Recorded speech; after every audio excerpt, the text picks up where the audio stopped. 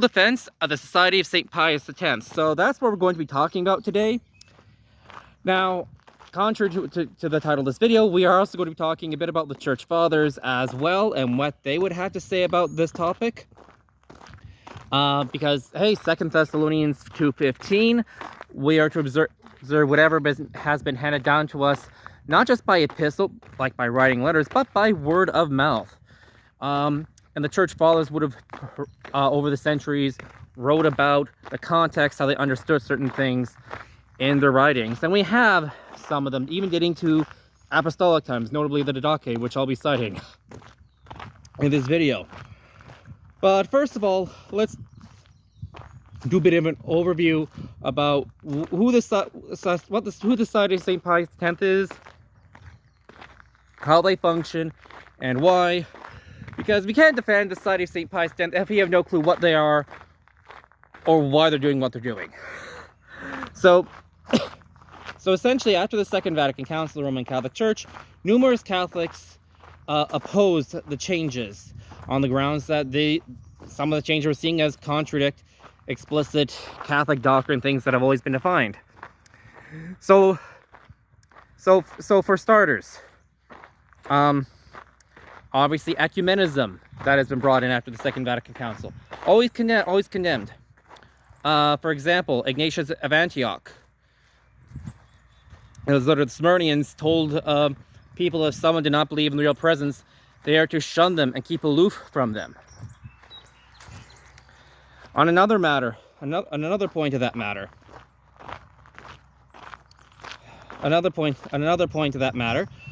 we also know that. Pardon me.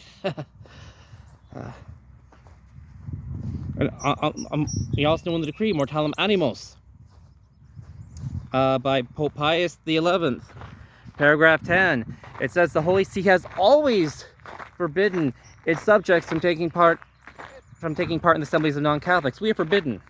Those are the words of Pius XI. Also, if you watch a documentary of Archbishop Marcel Lefebvre's life, definitely worth a watch. Giving it a look myself. It actually goes into detail.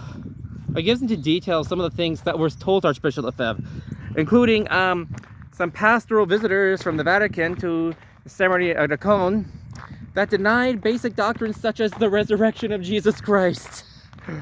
So anyone who's Protestant watching this, yeah, something's got to be done. G'day. Now, and this is not even considering numerous changes in doctrine and practice that have come about, and if not in name, at least in principle, from the Vatican, notably with Fiducia Supplicans and the blessing of same-sex couples. Yes, it says bless the couples. Anyone who tells me not, I'm sorry, I've read Fiducia Supplicans. It does say bless the couples. That is direct violation of previous Catholic teaching. Well, the Bible has to say. Bible calls it a sin, I'm sorry. For Romans 1:26 to 24 to 27. It calls that out as a sin even in the New Testament. And he literally makes the case he can bless sin. And he admits that that's a change in doctrine and practice in the decree itself. Feel free to give it a read over. Now, we as Catholics, there's something that people tend to forget. Yes, we believe in the papacy. The position of the Sspx certainly is this, and in principle, this is what Catholics present them, how they describe things to non-Catholics, except which they can always conveniently forget whenever dealing with Sspxers. The Pope is not God. The Pope is subordinate to God, and he doesn't mean he'll be right in every matter and everything, and should be obeyed in every matter and everything. For example, in the Borgia papacy, all those wild parties being put on in St. Paul's Basilica. If you told the Pope, no sir, to taking part in it, even if he commanded you, you would not be committing even a venial sin. You'd be committing an act of virtue. That does not mean you're disobeying the papacy. That does not annul what was taught about the primacy of either the Roman Pontiff or the or of the Apostle Peter. And indeed, here's the thing: there is actually biblical. Let me get away here. Sorry, I live in a rural area. Contrary to what is popularly believed, there is actually quite a bit of precedent in the Bible and the Church Fathers for, yes, disobeying or obeying figures, even like the Pope, even men who were called by God in extraordinary circumstances. So, and also even with the Church Fathers as well. So let's take a look at what the Bible has to say about recognizing authority, but saying, you know, you have the authority from God, you have the calling from God, but I need to disobey you. That's what God's calling me to do. This is obviously something that many Protestants disagree with. Say, hey, that's not Catholic belief. That's not in the Bible. Like, you have to obey authority all the time. And a lot of people hurl that against both Orthodox and Protestants, and Orthodox Catholics, like hurling that against traditionalist Catholics, from what I can tell. All trying to like get Trads into a scruple to join their side, obviously. But what does the Bible and the Church Fathers have to say about this? Because we do go by scripture and tradition. That is what Catholics do, as well as magisterial authority. So let's take a look. So in the Bible, there are numerous cases of authority figures appointed by God, properly constituted, being disobeyed, or when you would be required to disobey the authority figure. So, and one of the first instances of this is in the case of the prophets Moses and Aaron, in instance of the golden calf. Now, for those who are not familiar with the Bible story, the Ten Commandments had just been given by word on Mount Sinai, and Moses was called up to Mount Sinai to get a physical copy, and he was told he was going to be there for 40 days. Moses delayed to come down, so they went to Aaron, who explicitly was put in charge to handle any dispute falling out among the people while Moses was gone. Aaron was the competent, legitimate authority. He was one of the co-prophets with Moses. He had also gone before Pharaoh. He furthermore was constituted to settle. He was the highest ranking authority among the Israelites in the absence of Moses, by Moses' explicit command in the book of Exodus. So, what did the Israelites do? They went to Aaron and said, you know what? We don't know who this Moses is. Make gods for us. Make a golden calf. Under pressure, Aaron gave his okay and actively helped make the golden calf. And even offered sacrifice to it, according to the Bible. If you were there, should you have obeyed Aaron? What does God have to say about obeying such authority figures? You know, he's authority figure, so he knows best. That's not the response Moses gave when he came down from Mount Sinai. God's attitude was, these people are stiff-necked. I'm going to strike them down, blot them out, their memory off the face of the earth. Moses had to beg God. Moses had to beg God to not strike down the Israelites. Hi, little one. Hey, oh, hey. It's okay, hey. And you think, oh, I exercise. Hey. Yeah, just a little dog going by.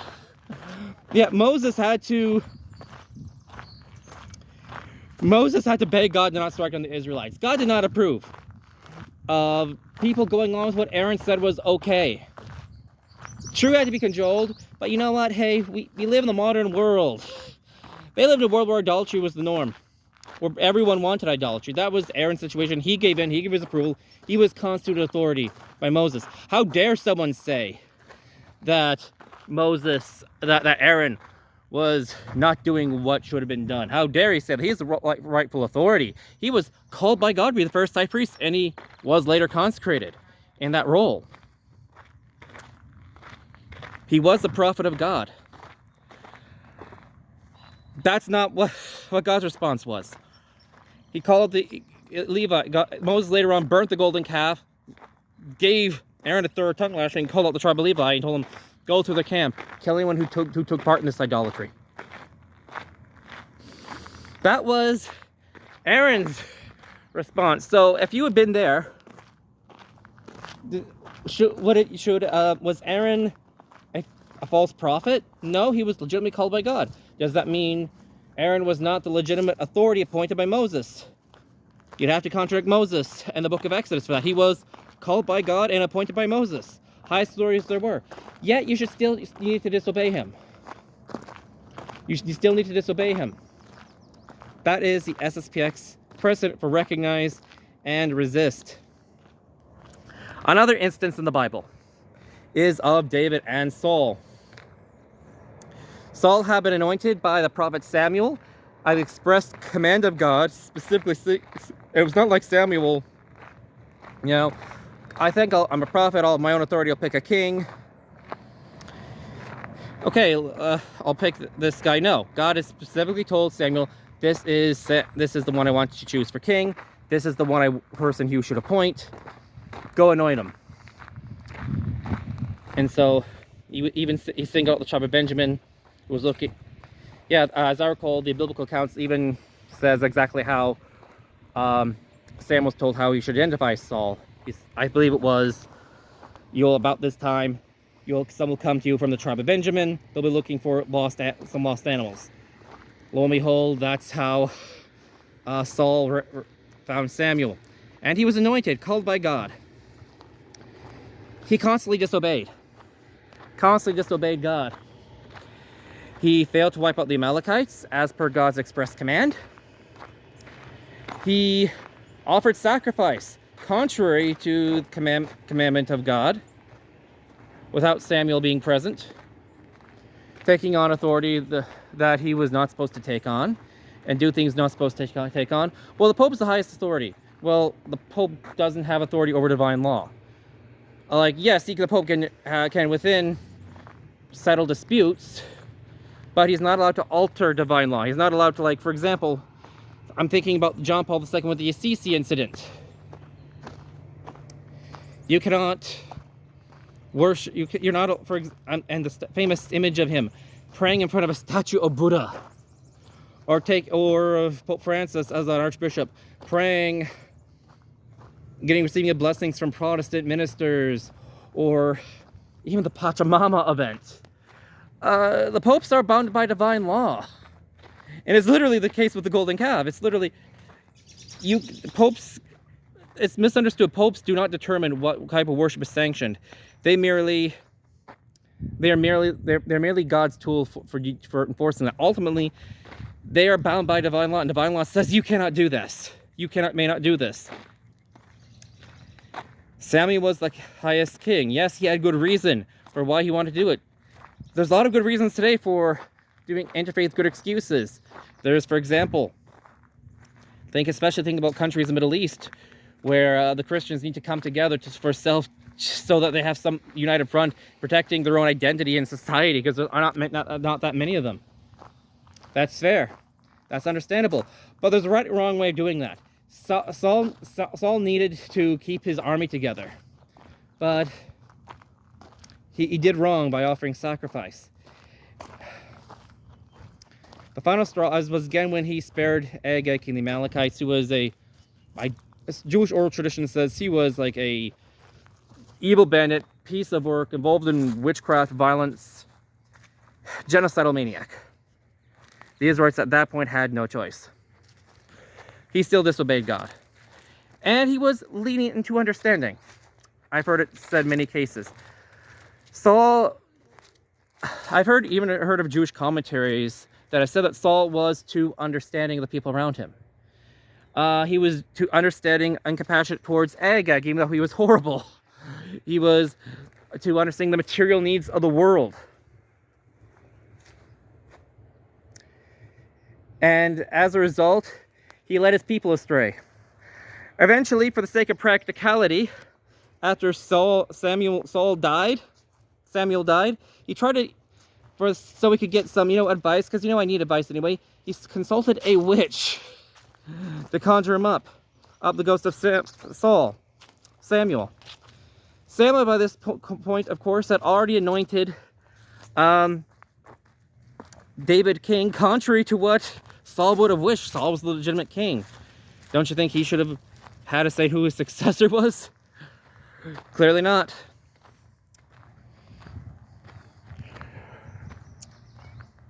But yeah, so Samuel recognized Saul as king, but he resisted him because God knew that's not what God wanted. It was an extraordinary situation where he had expressed command of God. Now, we don't need prophets today. We don't have prophets today telling it. True, Samuel was a prophet, Archbishop Lefebvre was not. That being said, we do have a prophecy. We do know that when we should obey and disobey from church history and church precedent in the Bible, and we're gonna get to that in a little bit. But I also want to talk about David, who recognized Saul as king, refused to rebel against Saul, but had to flee for his very life because it was very obvious that Saul wanted to kill him. He even refused offers of pardon from King Saul to come back and unite with him. I'm sure David would have loved that. I don't know of an Sspxer who would, or even a Sspx for that matter, who, if all the heresies was out of the churches, everything put back in order, every single one of them would be back day one. That's all that really all trads want, really, is the Orthodox Catholic faith, and that's all brands. I don't care, not just Sspx, even Seeds and Fraternity of St. Peter people. All trads want that.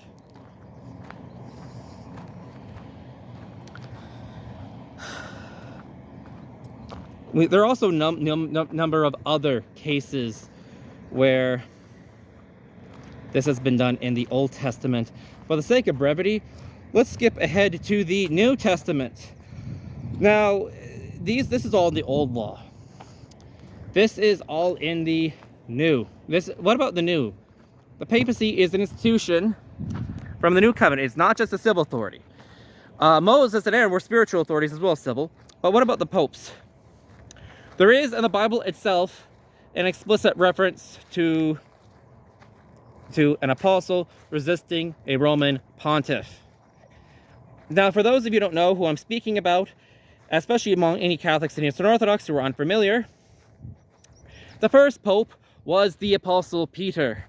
And if you do not recognize the papacy, you are bound to accept that the Apostle Peter acted infallibly with the direct authority from Jesus Christ on some level. Even if because he wrote 2 books of the Bible. That is an authority that does not even exist in the church anymore at all. A legitimate pontiff today could not write a new book of the Bible. He can interpret the Bible infallibly, but he cannot write new infallible scripture anymore. That era is over. That Peter did that, even if you want to deny that he was Pope. Now, mind you, I would be pointing out, you'd be contradicting early church fathers, notably Irenaeus of Lyons, who wrote in his work Against Heresies, book 3, chapter 3, paragraph 2. He says, so the See of Rome, and he said that all churches must be in agreement and union with the See of Rome, and that it is a necessity on account of its, quote, preeminent authority. Not first among equals, we're talking authority. Authority of See of Rome.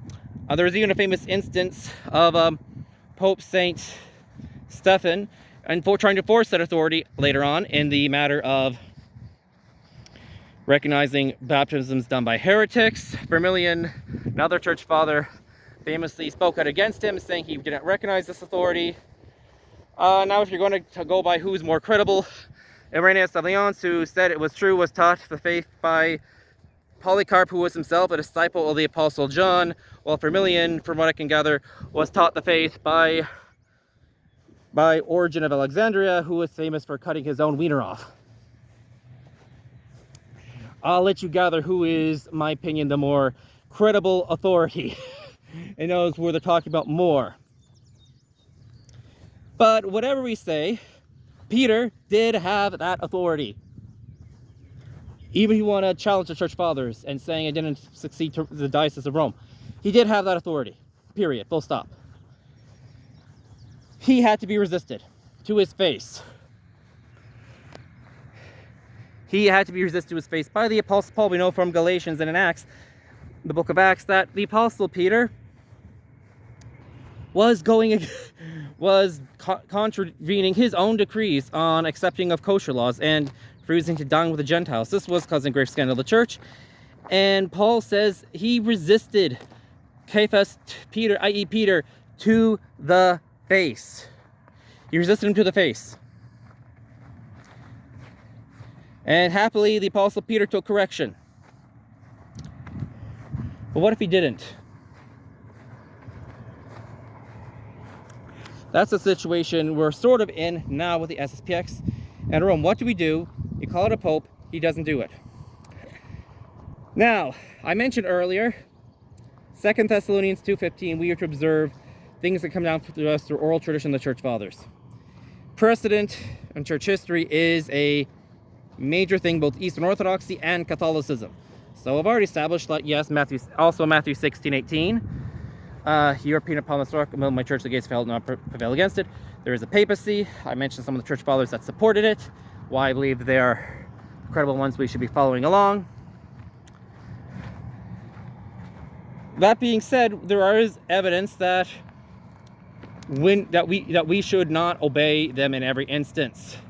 Notably when they contradict the faith. Well, how do we know the faith? Who am I to know the Catholic faith?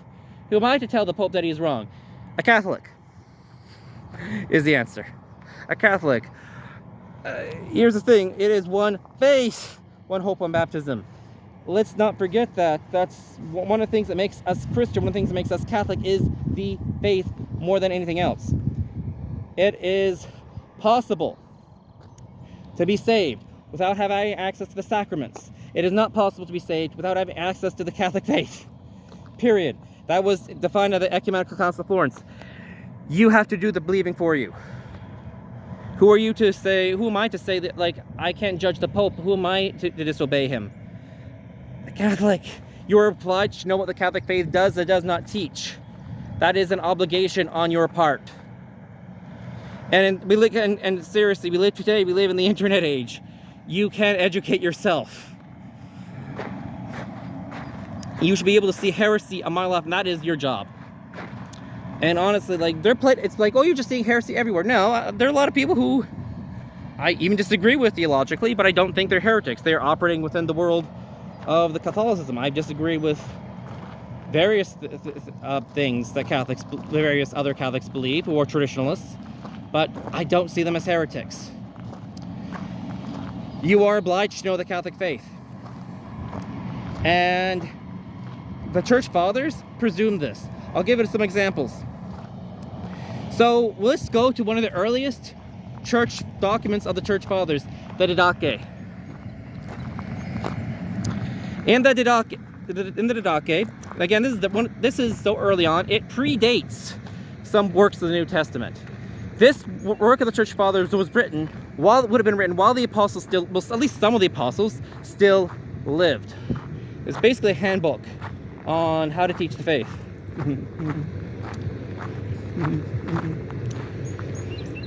In this work, it says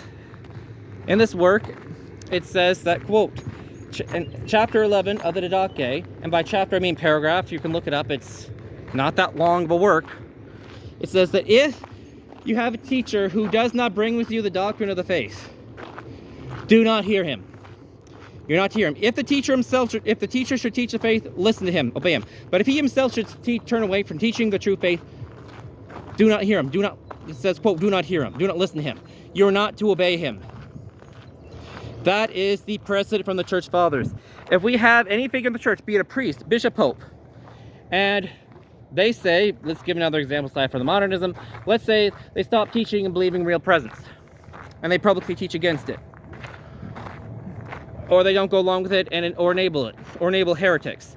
You don't support them in their error, especially if you don't go along with it, and especially if they're enabling heresy. You don't help support them. You don't help them contradict God's law. Yes, I'm aware. I'm always aware of the passage in the letter of Ignatius of Antioch to the Smyrnians, and I'm very much aware of that. And as well as Ignatius of Antioch's letter to Trillings, where it says you must obey the bishop. Where the bishop is there is Jesus Christ. But that is qualified by that bishop's obedience to what Christ has taught, to the teachings of the Catholic Church for 2,000 years. Well, how do we know? Because it's on record. After 2,000 years, we have a lot of cases of precedent. In the United States, they have over 200 years of legal precedent for legal cases. We have 2,000. That's plenty of precedent for 2,000 years. Also, I even point out the Bible. I believe it's 3rd John, if I'm recalling correctly. There is even a bishop who was thwarting the will of John. He was putting people out of the church and everything else. And based on the context of that letter, John had to send a letter to someone else who was not the bishop of that church. Saying, like, I'm going to need to come by and correct this person because he's excommunicating people who shouldn't be excommunicated. He hinders people and he's abusing it, and John was not okay with that. That's inspired scripture. Back to the Bible again.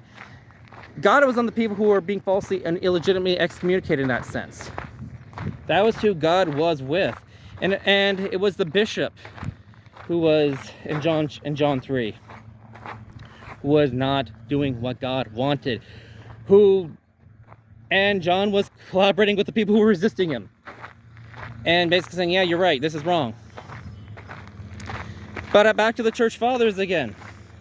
We do know of other cases later on that this explicitly also applies to popes.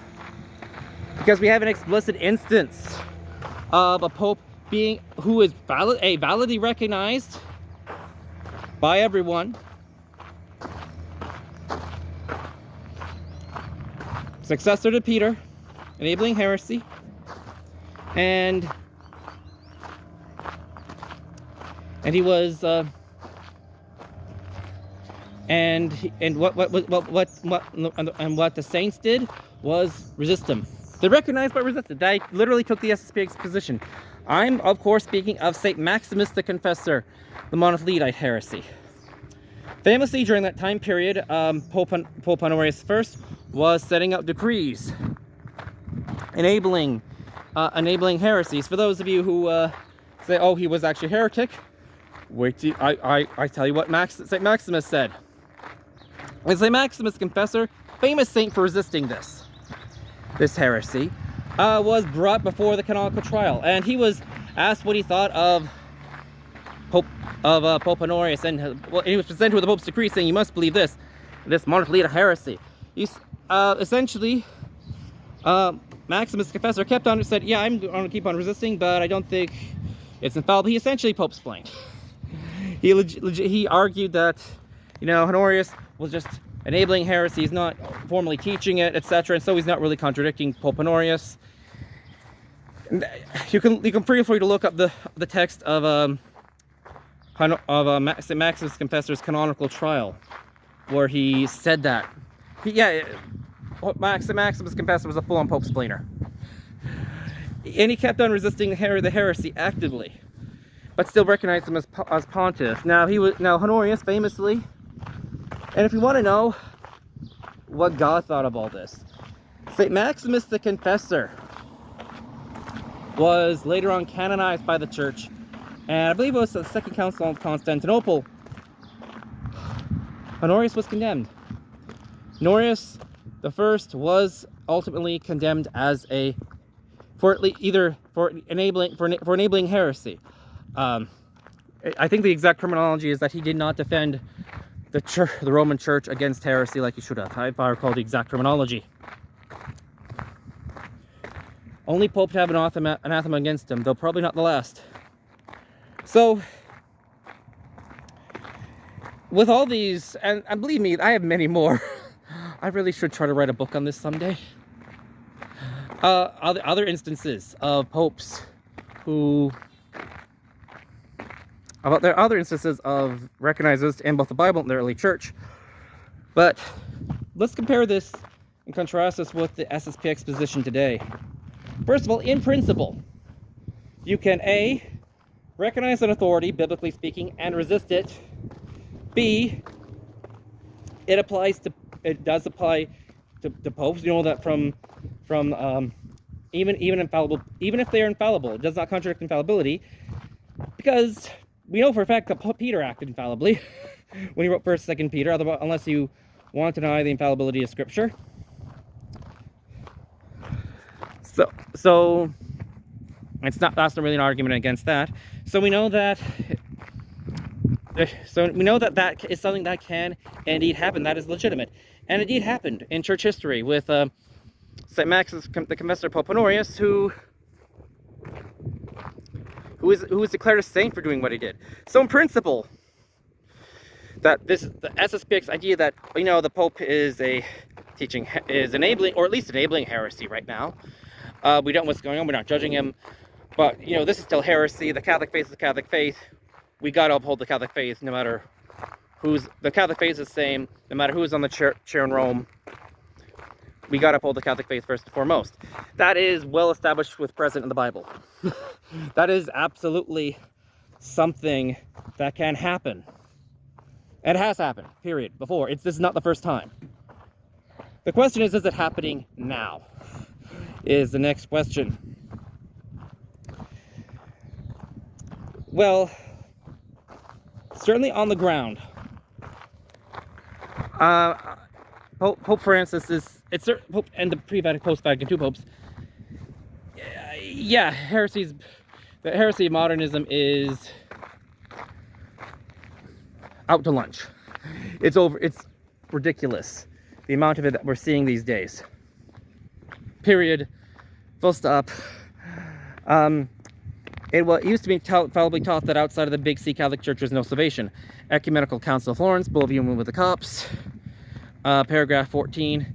It says, even if you shed your blood for the name of Jesus Christ, if you're not in the Catholic faith, you will not be saved. That's not being taught anymore on a parish level, I can tell you that much.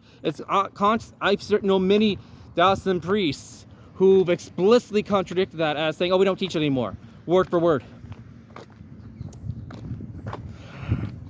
Ecumenism has always been condemned. Ignatius of Antioch and his letter to the Smyrnians, they always quote him. I believe chapter 7. They always quote him when he talk, as they should, when Catholics defend the Eucharist, or Orthodox defend the Eucharist. They always cite that passage, but they only cite part of it.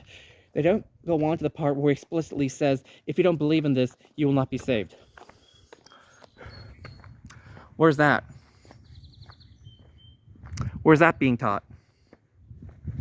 They don't go on where he says and the same thing, keep aloof from such people.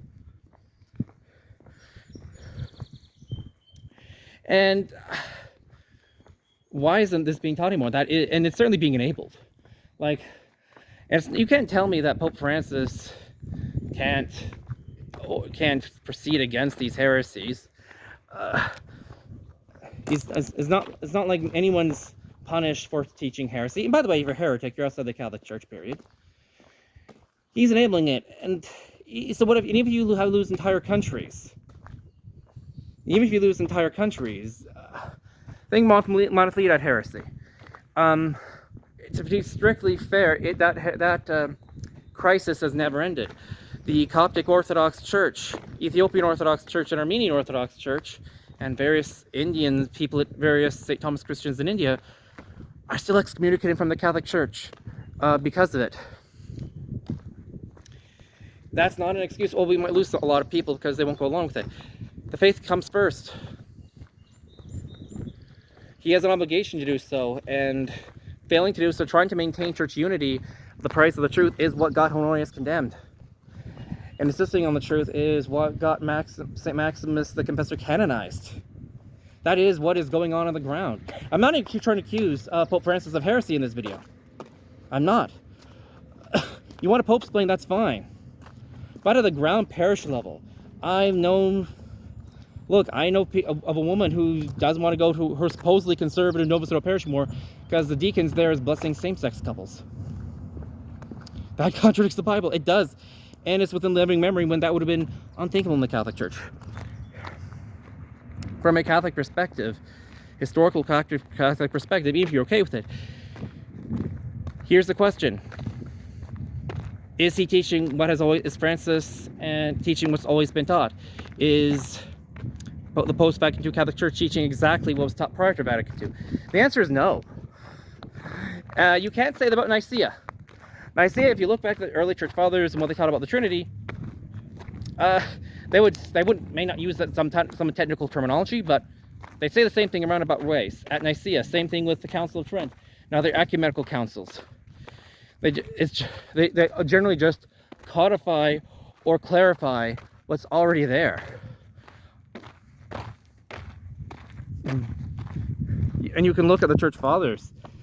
Vatican II was different, and it is known to be different outside of the Catholic world. It is known and stated as a matter of fact that the Catholic Church changed doctrine. It's held out as an example of a religion changing its doctrine compared to religion. I've been in comparative religion classes.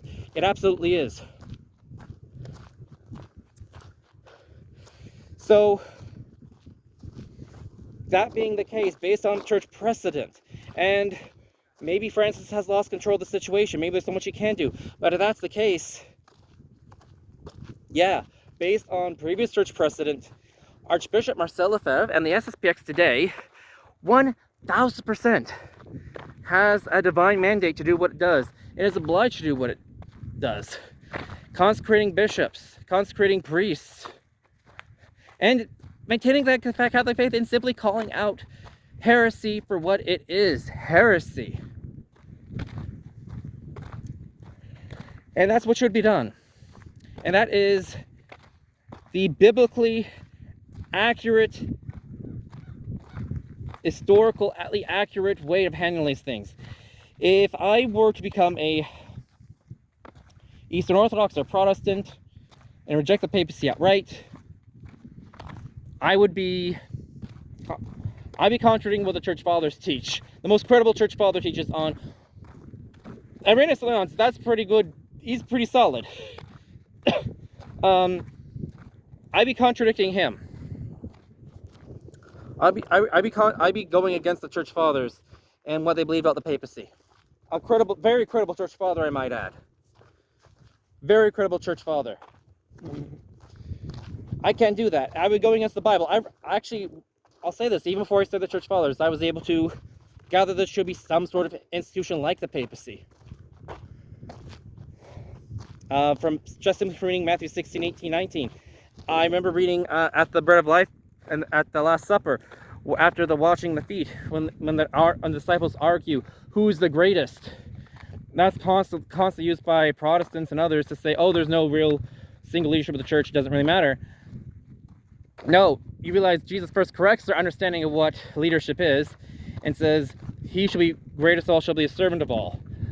And then he turns to Peter and says, strengthen your brethren when the time comes.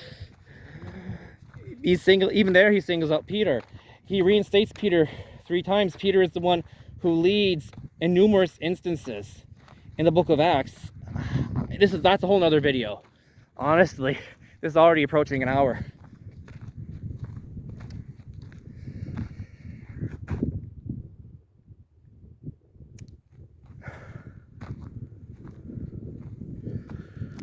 I would be contradicting the Bible and the church fathers if I completely renounced the papacy.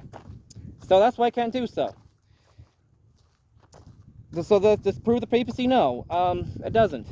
The Pope is a tool of God, but he is not God. Maybe some Catholics are speaking both sides of their mouths when they say this, but when I say that he's not God and just a servant representative of God, and he only acts infallibly in certain circumstances, yes, you obey him normally even when he's not being infallible, but if he goes completely out to lunch, then you disobey him. That is Catholic teaching. That is historically in line with the Bible and the Church Fathers and the history of the Catholic Church. And the magisterial authority of the Catholic Church, because I point out that the Ecumenical Council that condemned Honorius and praised the memory of St. Maximus, the confessor, was itself constituted legitimately by the authority of the Church. That is magisterial authority. You say about, oh, you're rejecting Vatican II, you're schismatic. Well, about the Ecumenical Council of Florence that taught outside the Church and no salvation? That's not being taught anymore. Aren't they schismatic? What about this Ecumenical Council that says that basically implicitly canonized the memory of those who did do this recognize and resist thing? Was that Ecumenical Council schismatic? The Sspx position is 1000%, even among other trads. Fraternity of St. Peter and Sid Vacantis, who may be watching this, yes, this is a viable possibility of what may be going on that we must consider. This is what could be going on. Legitimate Pope, but he's gone to lunch. I do not hold the position that a Pope can be a heretic. Pope splaining was done by St. Maximus the Confessor, though. And I'm not here going to attack Sid Vacantis or anyone else, but I do want to say that 1000% the Sspx position does have a lot of church precedent. And yeah, one thing you do not do, regardless, in the history of the church, is you don't go along with the heresy. Period. Full stop. Anyway, again, I shout out to Society of St. Pius X. I try to end each video on that. I guess there's not much of a point in me trying to here, as I've already spoke about them so much. I'll put the website down below. Highly recommend, if you are dealing with modernism in your area, or you want to learn more about authentic Catholicism, and there's just not that much in your area, and I'm a convert myself, and you're starting to think, yeah, there's some fishy stuff going on in this parish here, I just can't put my finger on it. There absolutely is. Click on the link below. Reach out to even the district superior. I'm known for a fact that even if you're not within short driving distance, people come way out of their way to go to Sspx missions. So it's not inconceivable you can find a ride from even hours away. That's how I started going. I've even known cases of people are so they said they're homebound, the priest comes to their house. And if that's your situation, even better. If the priest comes to your house, but because you're isolated, invite people to join you. Good way to evangelize, because outside the Catholic Church there's no salvation. And we need to work for the salvation of those around us, if we truly love our neighbor. Anyway, God bless, have a great day. I'm going to say 3 Hail Marys for the Sspx in Latin. For everyone watching this, they attain to salvation. And please like and share. Ave Maria, gratia plena Dominus tecum, benedictum vobis et benedictus fructus ventris tui, Iesu. Sancta Maria Mater Dei, pro nobis peccatoribus, nunc Christus nostrum, amen. Ave Maria, gratia plena Dominus tecum, benedictum vobis et benedictus fructus ventris tui, Iesu. Sancta Maria Mater Dei, pro nobis peccatoribus, nunc Christus nostrum, amen. Ave Maria, gratia plena Dominus tecum, benedictum vobis et benedictus fructus ventris tui, Iesu. Sancta Maria Mater Dei, pro nobis peccatoribus, nunc Christus nostrum, amen. Nomine Patris et Filii Spiritus Sancti, amen.